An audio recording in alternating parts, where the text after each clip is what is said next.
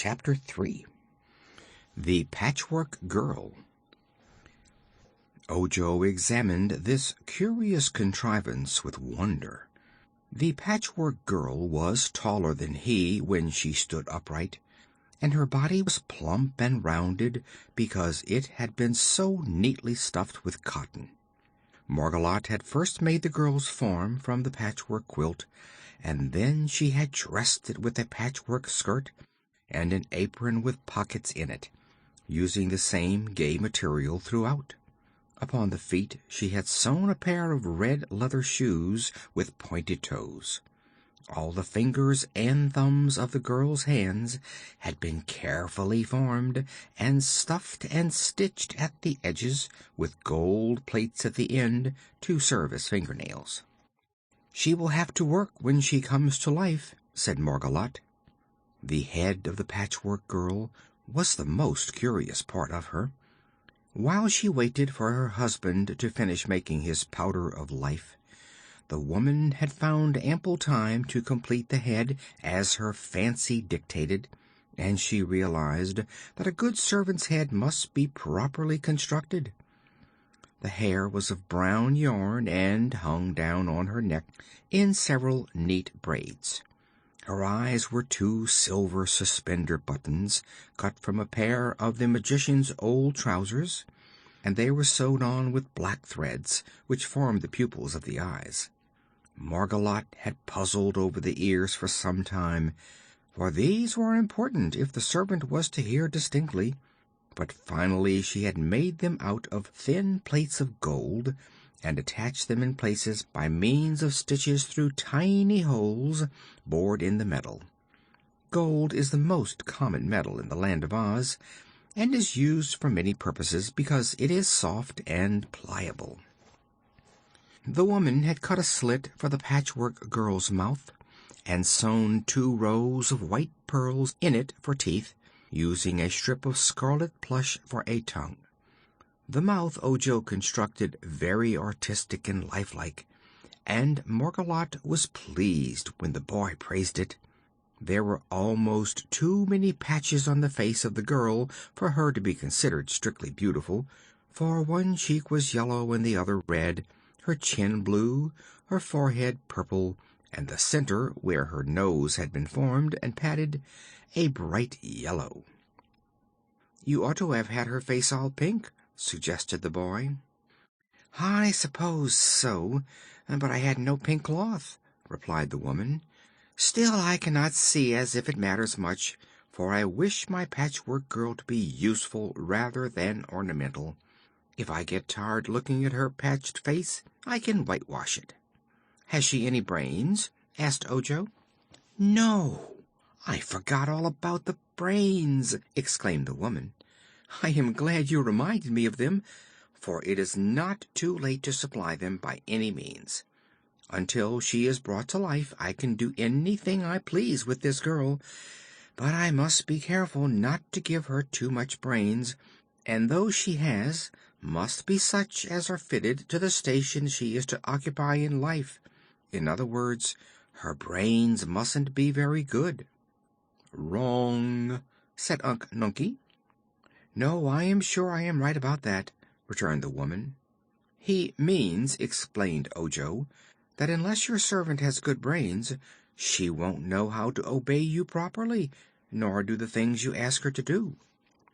"Well, that may be true," answered Margolotte, "but on the contrary, a servant with too much brains is sure to become independent and high and mighty and feel above her work.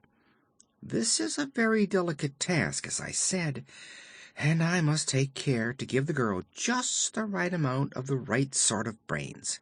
I want her to know just enough, but not too much." With this she went to another cupboard, which was filled with shelves. All the shelves were lined with blue glass bottles, neatly labeled by the magician to show what they contained. One whole shelf was marked "Brain Furniture," and the bottles on this shelf were labeled as follows: Obedience, Cleverness, Judgment, Courage, Ingenuity, amiability, learning, truth, posy, self-reliance. "Let me see," said Margolotte. "Of those qualities she must have obedience first of all." And she took down the bottle bearing that label, and poured from it upon a dish several grains of the contents. "Amiability is also good, and truth." She poured into the dish a quantity from each of these bottles. "I think that will do," she continued, "for the other qualities are not needed in a servant." Unc Nunkie, who with Ojo stood beside her, touched the bottle marked Cleverness. "Little," said he. "A little cleverness? Well, perhaps you are right, sir," said she, and was about to take down the bottle when the Crooked Magician suddenly called to her excitedly from the fireplace. "Quick, Margolotte, come and help me!" She ran to her husband's side at once and helped him lift the 4 kettles from the fire. Their contents had all boiled away, leaving in the bottom of each kettle a few grains of fine white powder. Very carefully the Magician removed this powder, placing it all together in a golden dish, where he mixed it with a golden spoon. When the mixture was complete, there was scarcely a handful, all told.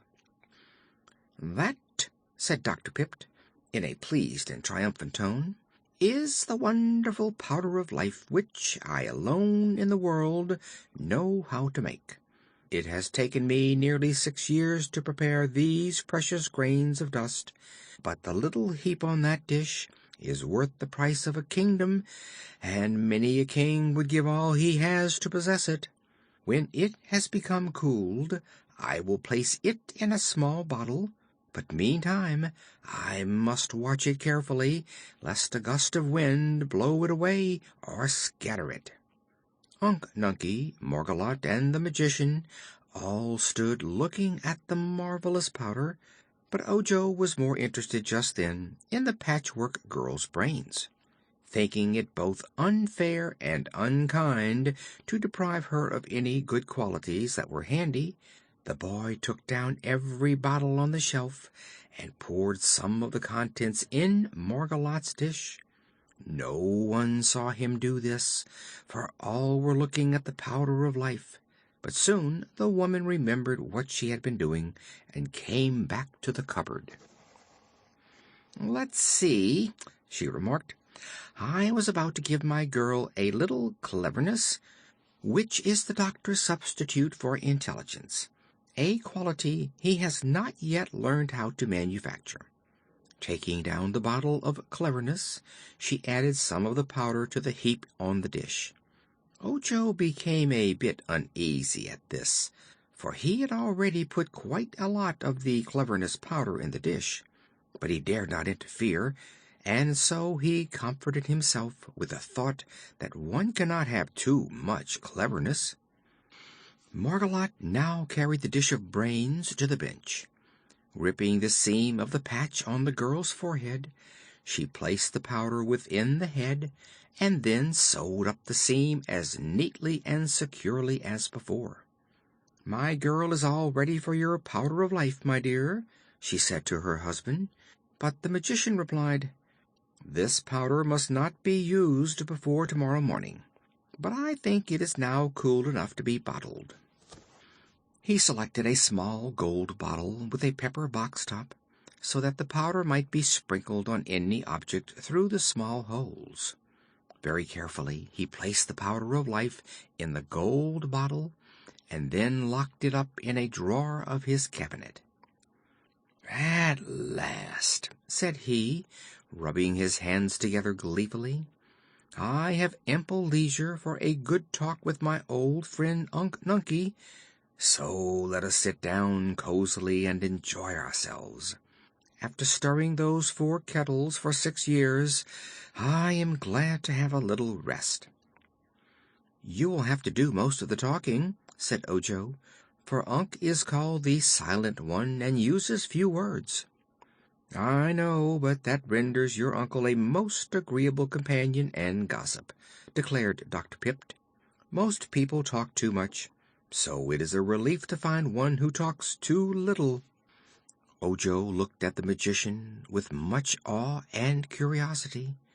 "Don't you find it very annoying to be so crooked?" he asked. "No, I am quite proud of my person," was the reply. "I suppose I am the only crooked magician in all the world.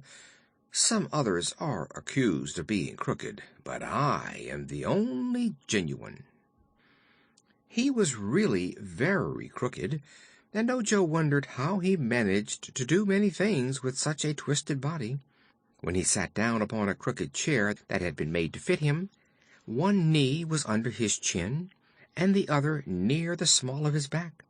But he was a cheerful man, and his face bore a pleasant and agreeable expression. "I am not allowed to perform magic, except for my own amusement," he told his visitors, as he lighted a pipe with a crooked stem and began to smoke. Too many people were working magic in the Land of Oz, and so our lovely Princess Ozma put a stop to it. I think she was quite right. There were several wicked witches who caused a lot of trouble, but now they are all out of business, and only the great sorceress Glinda the Good is permitted to practice her arts, which never harm anybody. The Wizard of Oz, who used to be a humbug and knew no magic at all, has been taking lessons of Glinda, and I'm told he is getting to be a pretty good wizard. But he is merely the assistant of the great sorceress. I've the right to make a servant girl for my wife, you know, or a glass cat to catch our mice, which she refuses to do. But I am forbidden to work magic for others or to use it as a profession." "Magic must be a very interesting study," said Ojo. "It truly is," asserted the Magician. "In my time I've performed some magical feats that were worthy of the skill of Glinda the Good. For instance, there's the Powder of Life, and my Liquid of Petrifaction, which is contained in that bottle on the shelf yonder, over the window." "What does the Liquid of Petrifaction do?" inquired the boy. "Turns everything it touches to solid marble.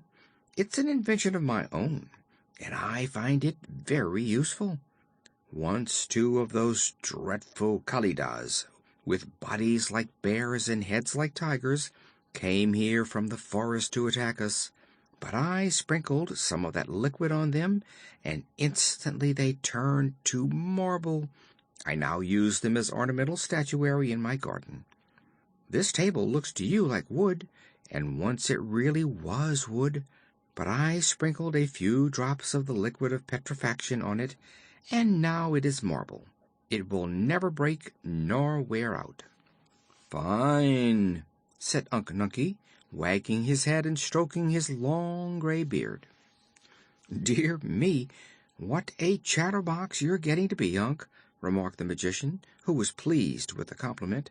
But just then there came a scratching at the back door, and a shrill voice cried, "Let me in! Hurry up, can't you? Let me in!" Margolotte got up and went to the door. "Ask like a good cat, then," she said. "Meow! There, does that suit your Royal Highness?" asked the voice in scornful accents. "Yes, that's proper cat talk," declared the woman, and opened the door. At once a cat entered, came to the center of the room, and stopped short at the sight of strangers. Ojo and Unc Nunkie both stared at it with wide open eyes, for surely no such curious creature had ever existed before, even in the Land of Oz. End of Chapter 3.